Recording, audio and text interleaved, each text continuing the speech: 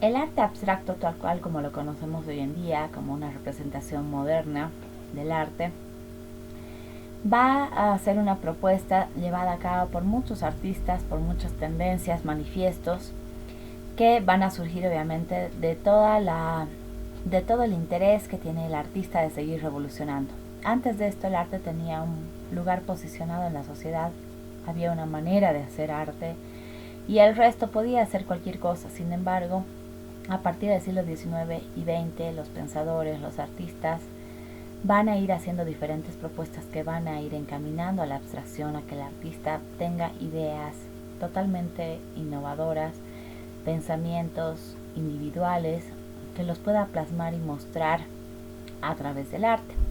Voy a referirme a un texto de Robert Hughes, es uno de los investigadores más interesantes sobre el arte moderno, y él dice: entre 1880 y 1930 tuvo lugar en Europa y en Norteamérica uno de los supremos experimentos culturales en la historia universal.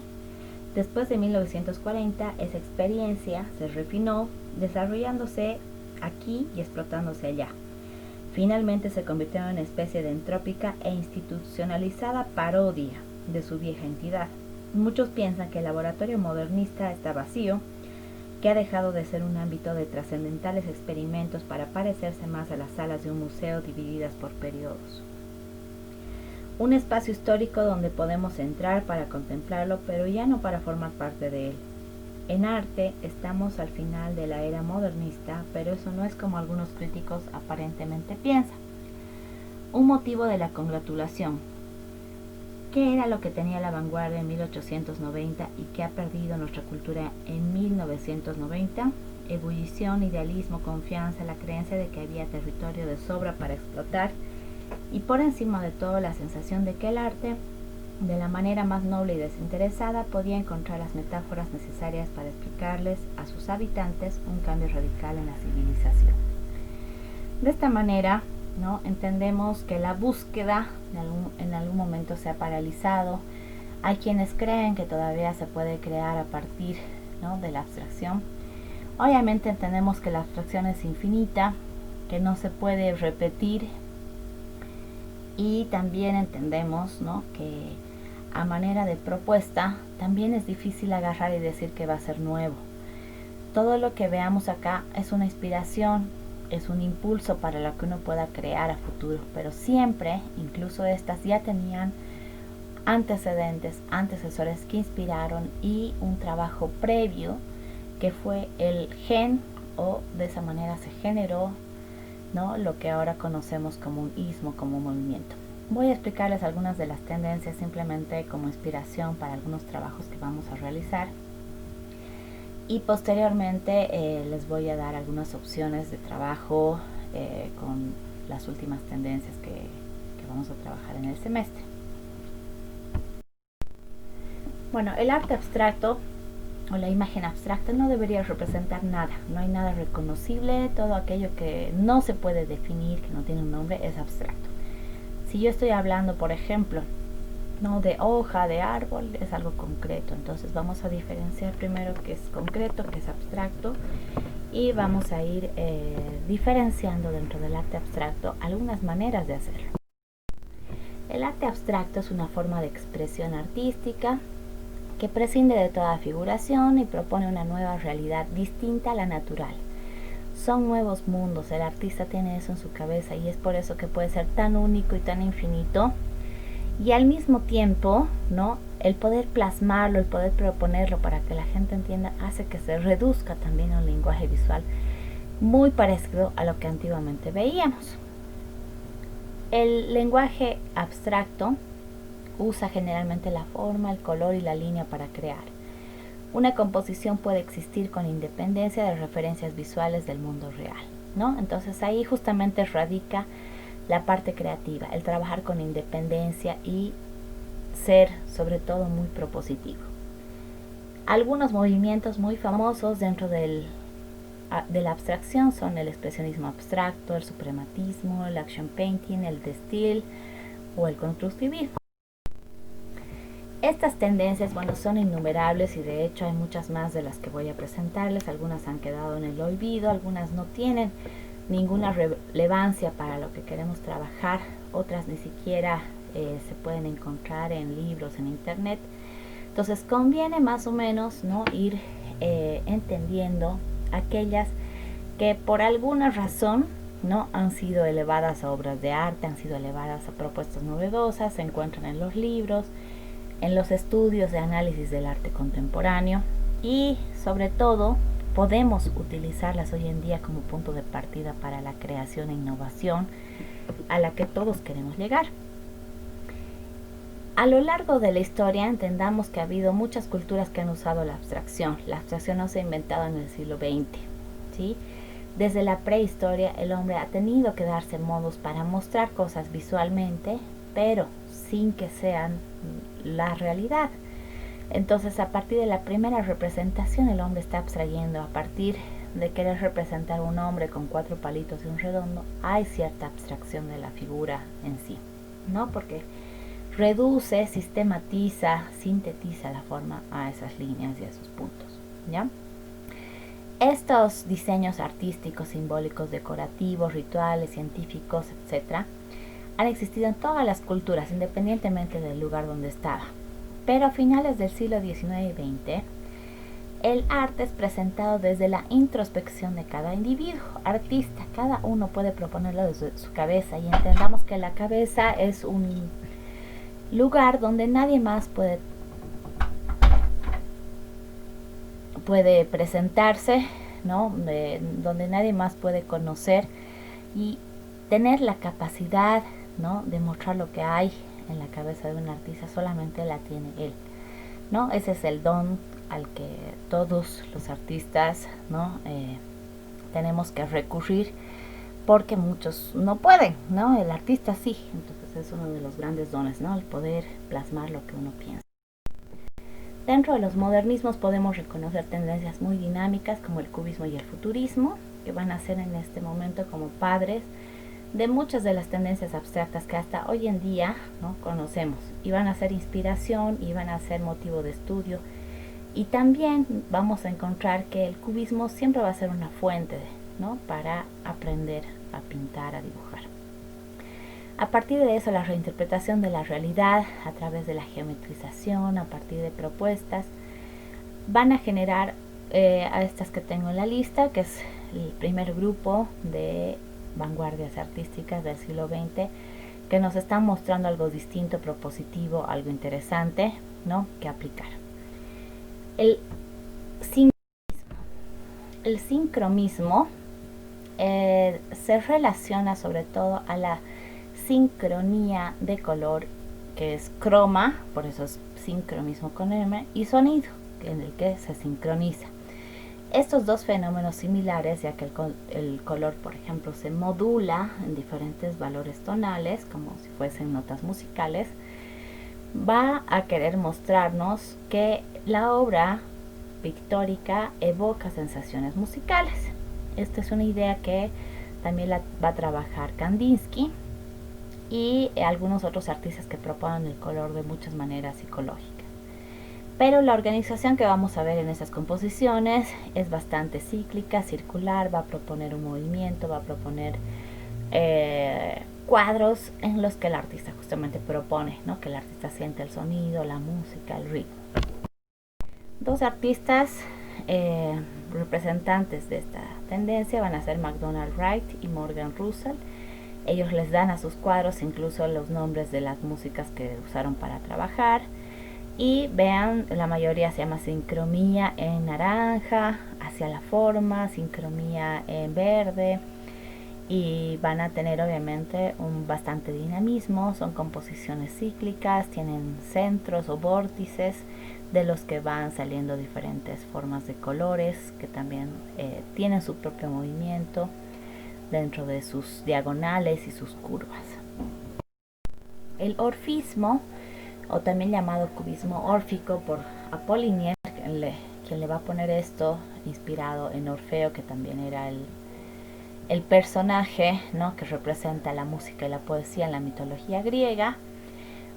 Justamente va a exaltar esas características, ¿no?, decorativas en una pintura en la que se quiere representar el movimiento, la música, la poesía, ¿no? A través del color y la luz.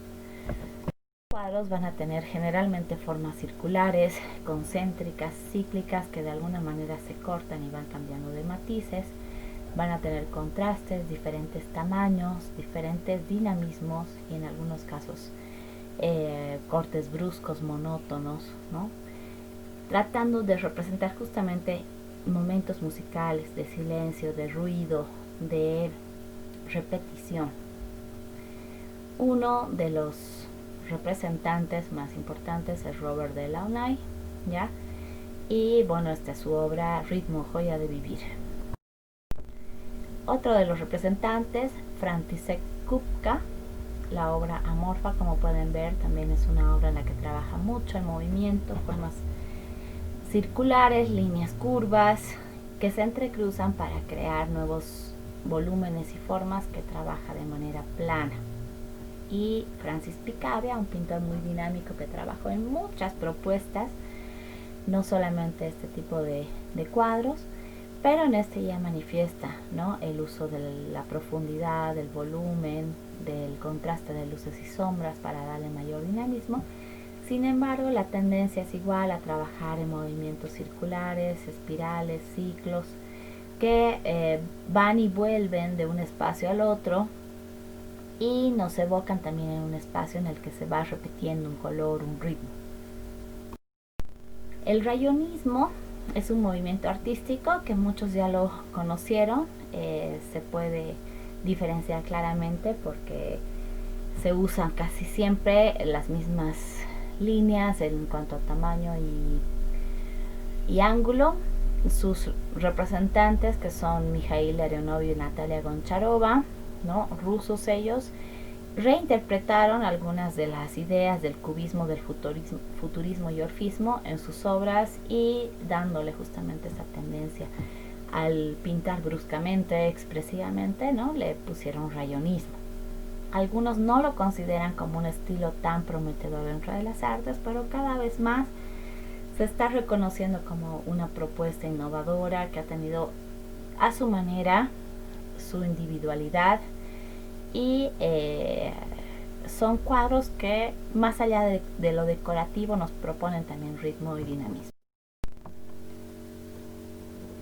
Ahí están las obras de Natalia Goncharova, ¿no? Esta obviamente totalmente abstracta, algunos los remite al bosque y se llama así El bosque, y muy similar la obra de Mikhail Larionov, en la que vamos viendo tal vez colores un poco más oscuros y de alguna manera líneas un poco más rectas que a veces muestran la ciudad, ¿no?, la industrialización, no tanto la naturaleza. Sin embargo, las obras se parecen.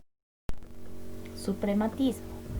Suprematismo fue un movimiento artístico enfocado en las formas geométricas fundamentales. Quería proponer sobre todo la supremacía de la abstracción, de la forma, de los colores puros, de las líneas rectas. Y si bien de alguna manera se trabaja el movimiento, solamente es recurriendo a algunas líneas que dirigen como flechas al espectador que ve el cuadro, que lo analiza a manera de una escalera que sube y que baja, que tiene un ritmo ordenado, muy bien planificado, pero básicamente lo que propone es que, bueno, lo abstracto tiene que ser así simple y puro, no hay que darle vueltas, porque cuando uno ya le va poniendo texturas y cuando uno le va poniendo más colores, de repente se parece a algo que ya no es abstracto.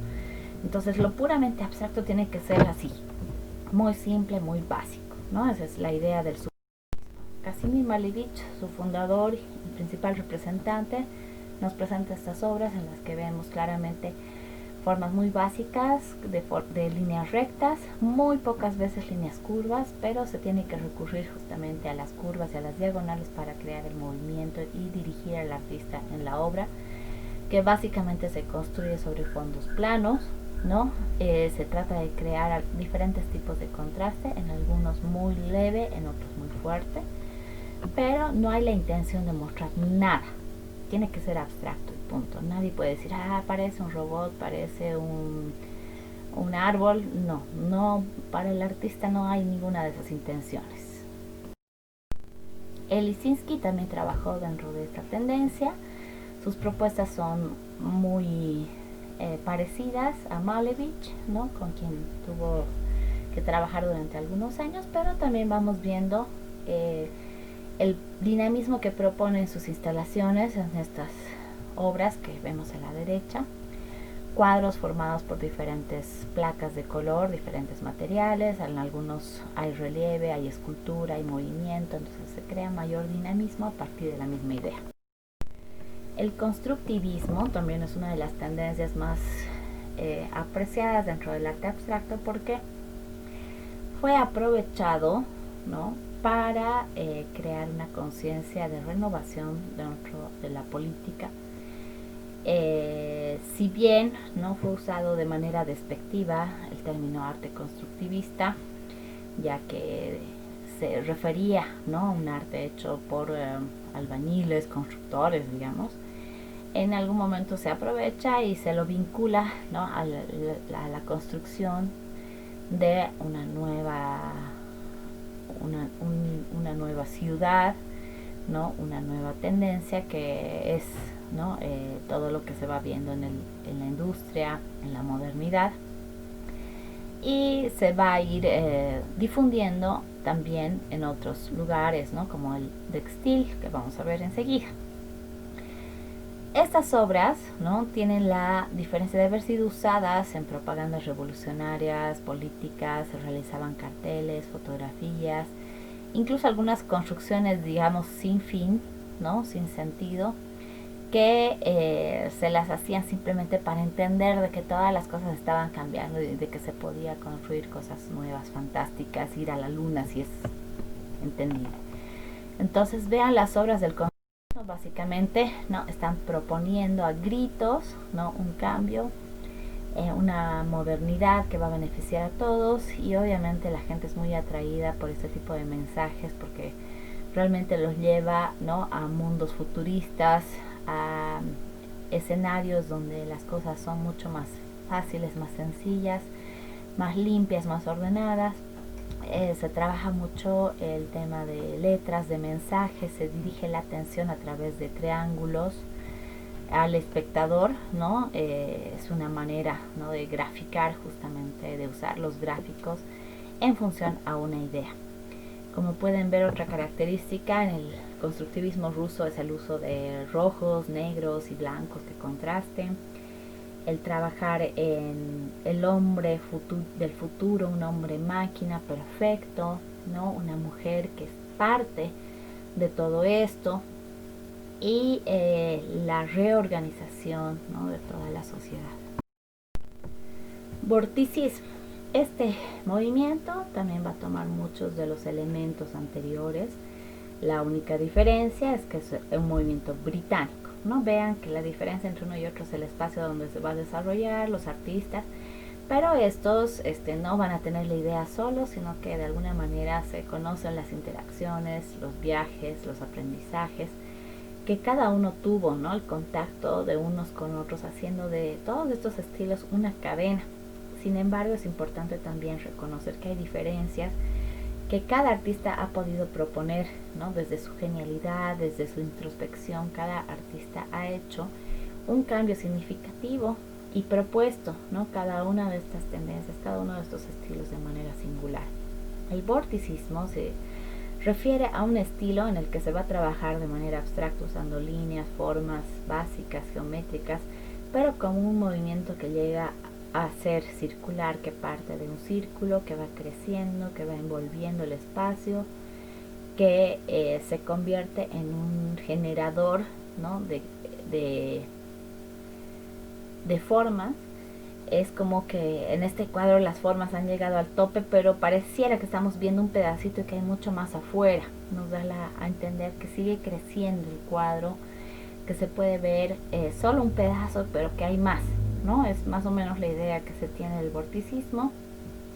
Este movimiento, ¿no?, bueno, es uno de los muchos, pero también es prácticamente el único significativo en Gran Bretaña. Aquí vemos a sus principales representantes, como pueden ver, el uso de líneas negras que marcan de alguna manera un contraste y profundidad es característico, pero las formas atiborran el espacio, muy pocas veces se ve un fondo plano, digamos que deje respirar al artista, más bien es un tanto claustrofóbico, sentimos la necesidad de buscar, ¿no?, dónde acaba el cuadro y parece que nunca acabara. Edward Wadsworth y William Roberts, que también se inspiran en el cubismo, en el orfismo, en el constructivismo para crear este estilo. Dadaísmo, muchos ya hemos escuchado, trabajado, visto obras del dadaísmo. Entendemos que es una tesis anti-arte que propone que el arte ha muerto, que va a hacer un manifiesto muy interesante sobre el cual se van a basar también otras tendencias a futuro y obviamente va a cuestionar nuevamente al artista sobre su rol en la sociedad y de esta manera, ¿no?, se va a expandir a diferentes disciplinas como la poesía, el teatro, el cine, la literatura, la música. Y en el arte, bueno, va a proponer sobre todo el cambio, ¿no?, de que el artista debe crear individualmente, espontáneamente, hacer las cosas inmediato, lo primero que se le ocurra, cualquier cosa que venga a la mente, contradecir aquellos principios que de alguna manera nos rigen, nos hacen perder la espontaneidad, defiende el desorden, el caos y sobre todo la imperfección, ¿no? Entonces aquella forma imperfecta también es atractiva, aquel color que no es puro también es atractivo, la mancha, el no solamente usar técnicas como que óleo, acuarela, ¿no?, sino trabajar el collage o lo primero que pueda yo poner, incluso hasta, bueno, hacer cosas tan irracionales, ¿no?, que por lo mismo se vuelven propositivas, nuevas. Es una manera interesante de ver las cosas. Los dadaístas hicieron, como les digo, su manifiesto. Fue propuesto por Hugo Ball, escritor, y también Tristan Tzara, quien va a ser el emblema del dadaísmo. Dentro de los artistas pintores bidimensionales dadaístas, porque también hay esculturas, podemos mencionar a Jan Arp, ¿no? Esta obra se llama Sombrero Bigote. Es así algo muy irracional y también al mismo tiempo espontáneo. Podría llegar a ser figurativo si tratamos de entenderlo y vemos el sombrero, el bigote, pero creo que tiene más de abstracto. Igual la segunda obra es de Jan Arp, en la que trabaja formas, colores, pero vemos nada tiene algo racional, no son cuadrados perfectos, no son colores que vayan a crear, ¿no?, una atracción directa. Todo tiene un desorden, no hay, digamos, ahí nada planeado para colocar. Y bueno, la obra siguiente es de Marcel Duchamp, otro artista que trabajó desde el dadaísmo hacia muchas otras propuestas.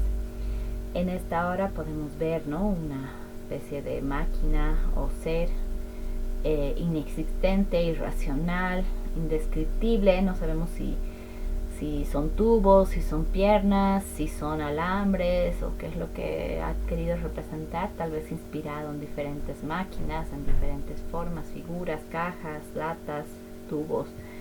Pero bueno, todo proviene de esa imaginación que vuela, infinita, que se va haciendo tangible a través de la plástica. Y es una obra que justamente nos muestra, ¿no?, qué es lo que quiere expresar el dadaísmo, algo totalmente irracional, algo que no tiene nombre, es abstracción pura. Bueno, hemos hablado del movimiento de Stile o neoplasticismo, ¿no? De Stile quiere decir el estilo. Entre 1917 y 24, algunos artistas propusieron este movimiento artístico cuyo objetivo era la integración de las artes o el arte total. Hicieron también una revista con el mismo nombre que duró algunos años más y trabajaron dentro de esto diferentes escritos, poesía, literatura, artes y también aproximarse a la idea de que el arte tiene que ser propuesto desde lo más básico. Por eso su obra tuvo mucho éxito, ya que las formas que utiliza son aquellas que todos conocemos, amamos, los colores puros, intensos, que son los primarios. Y se puede entender que esta manera de hacer el arte tan básica se la ha usado y se la sigue usando en diferentes tipos de objetos, desde edificios, calles, plazas, parques, ropa, comida, arte industrial o diseño industrial, etcétera, etcétera. ¿Sí? Estamos hablando de un arte de hace más de 100 años, pero que creo que todos lo conocemos como algo muy moderno. La obra de Theo van der Burg, como pueden ver, tiene movimiento, ritmo, los colores están colocados de una manera que nosotros no nos aburrimos, vamos recorriendo el cuadro de una vez a otra repetitivamente. Y el representante del neoplasticismo, que es Piet Mondrian, un artista holandés, ¿no? Que bueno, todos hemos debido conocer, pero es importante no olvidar su nombre, no olvidar que las ideas que construyó, ¿no?, hoy en día son sobre todo bastante gustadas. A muchos les parece aburrido y demasiado predecible. Sin embargo, es eso lo que lo hace encantador, que es cómodo, que de aquí no salimos, digamos, a algo tan revolucionario que nos moleste, nos lastima la vista. Y se lo puede usar para todo, ¿no? Líneas simples que se acomodan en cualquier lugar. Esta también es otra obra que me gusta bastante porque veo, ¿no?, que fuera de la monotonía que nos plantean las líneas rectas, horizontales y verticales, hay un movimiento cíclico, hay movimiento, hay contraste, hay equilibrio y uno puede dar bastantes vueltas y rebotar, ¿no?, en este espacio creado por Piet Mondrian.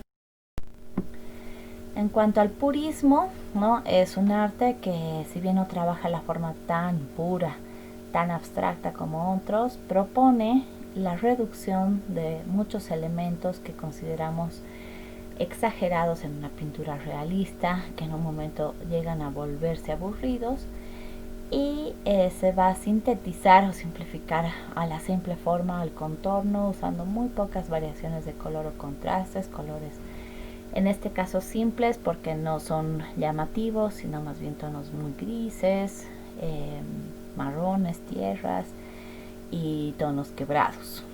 Ya todos los elementos que componen el cuadro están desprovistos de detalles.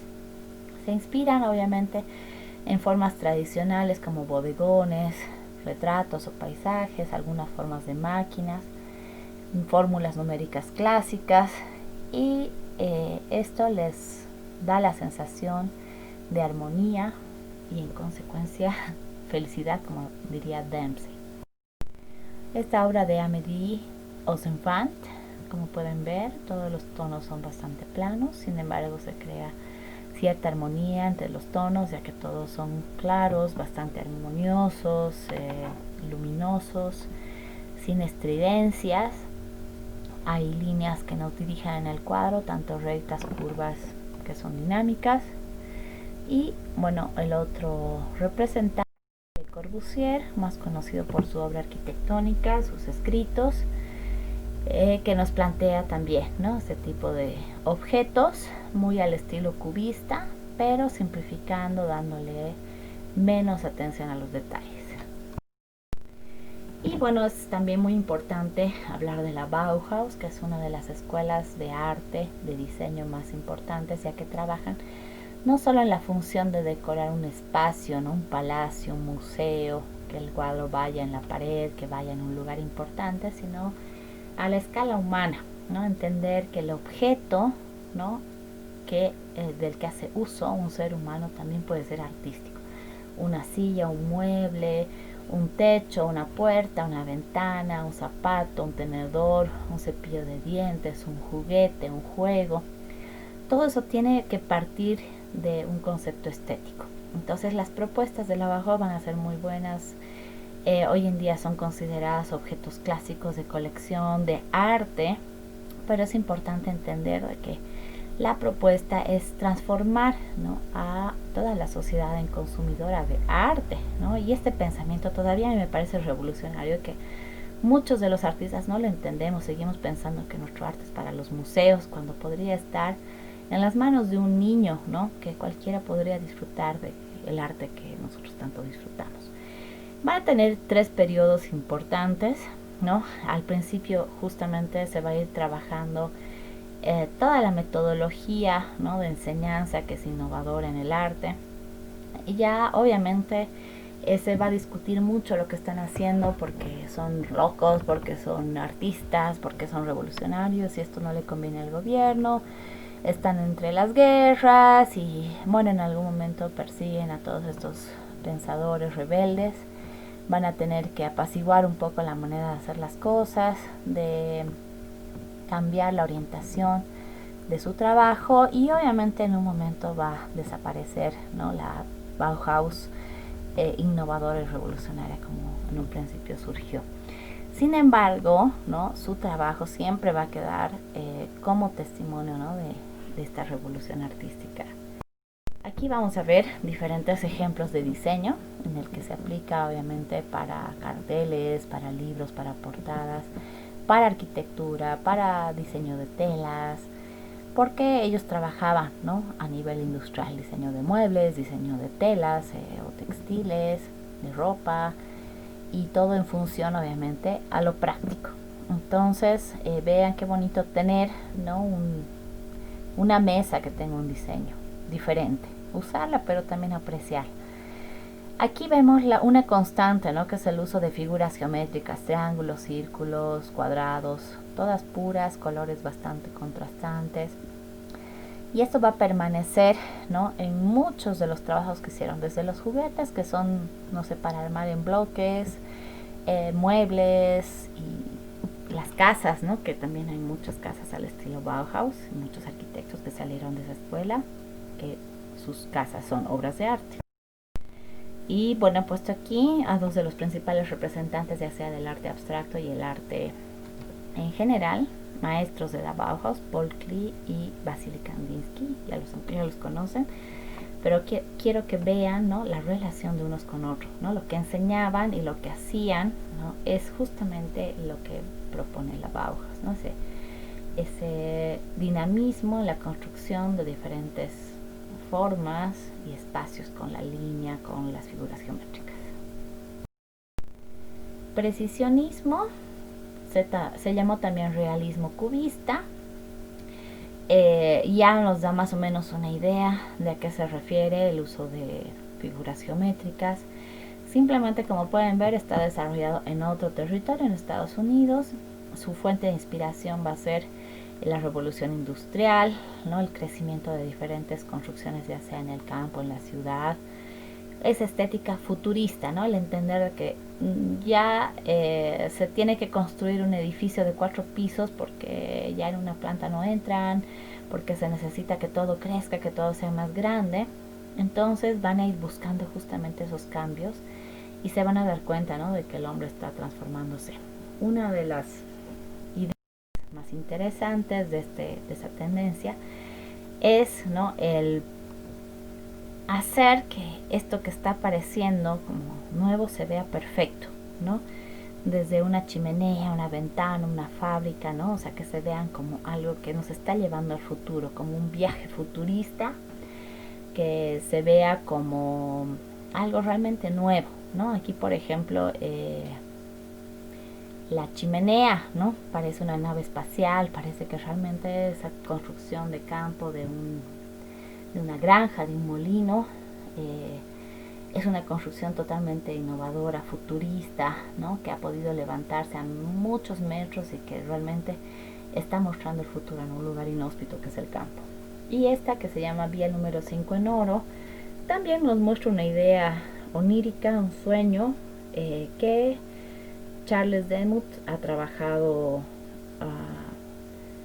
de la manera, digamos así, más futurista, perfecta, ¿no? O sea, mostrando como que así lo vi, ¿no?, en una calle llena de luz, de formas, ¿no?, como si tuviese movimiento. Y realmente nos lleva a pensar mucho, ¿no?, en el cartel, ¿no? O sea, como en esta época va apareciendo el diseño gráfico con gran fuerza, va usando letras, números, formas, contrastes, colores, que son herencia de todos estos movimientos y que lo llevan a uno que atraen al cliente.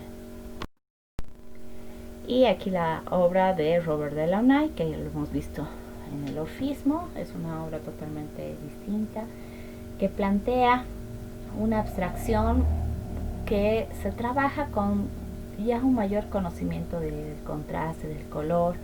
Hay un manejo de luces, de sombras, de pequeños espacios trabajados con habilidad, una gran riqueza cromática de colores que, si bien no son contrastes así muy puros, resaltan, ¿no?, por la cantidad de tonos que se puede encontrar, la cantidad de formas que se ven. Es un trabajo bastante elaborado, ¿no?, para hacer abstracto. No pensaría que el abstracto se hace en 5 minutos, pero pueden ver que también, ¿no?, se va proponiendo desde la profundidad, el color, el equilibrio y todos los elementos que tiene un cuadro realista. Igualmente con Georgia O'Keeffe, esta artista que luego, ¿no?, se hizo famosa pintando flores.